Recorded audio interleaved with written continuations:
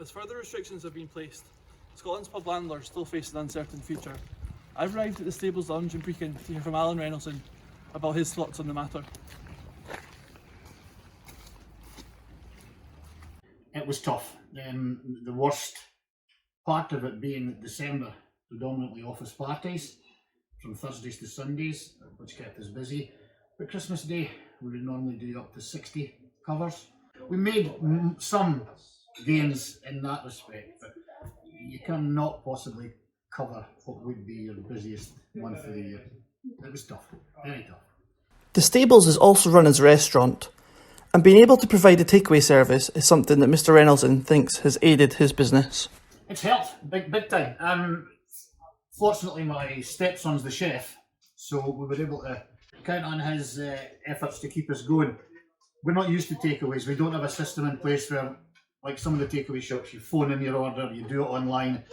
To go and invest in software just to cover a period of uncertainty time-wise, no. So we just phone calls, emails, Facebook page, and we've been doing okay. Friday nights, Saturday nights, Sunday nights. Yeah, keeping 3 of the staff busy. Myself, Joyce, the chef, and a helper in the kitchen. At least it helps pay the electric and the rent. As the Stables can't welcome any customers, Mr. Reynoldsson discusses what this has meant for his employees. It's meant there's no work for them. It's meant furlough for most of them. We have had occasions in the last few months where we were allowed to sell alcohol outside in the tent. So some of the staff were back temporarily. The good thing about furlough is it's flexible. So 1 week, if you're open, you can have your staff back and they get paid. But in the following week, if Nicola closes us, the staff get furloughed. It's not ideal because a lot of our staff are female, some of them single parents, and to have to lose 20% of your salary might not seem much, but when you're only earning 200 quid a week, it's a lot of money. 20 quid makes a big difference. We've tried to make up the staff's wages where we could. And when we've had takeaways, we've brought staff in. Not all of them at once, they each get a turn.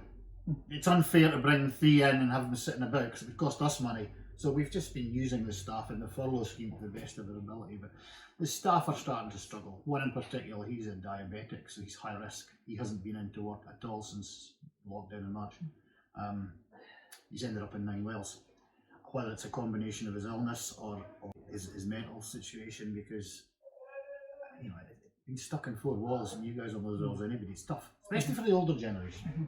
And that makes up the bulk of our daily trade. Older guys that like a half pint in it. So they're missing out on the interaction, the social intercourse, they're missing out on everything.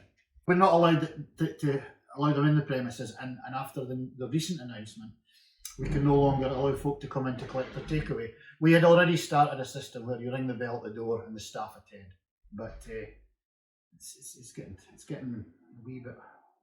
Yeah. Aye, it's getting to the point you think, is it worth it?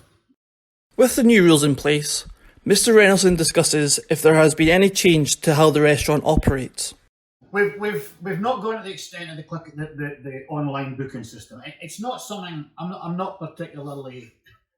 I'm not that great with technology. I'm a bit of a technophobe. I can text, I can email, I can FaceTime, I can do all the basic things. Facebook's great because it can advertise your business. But we'd already stopped people coming in.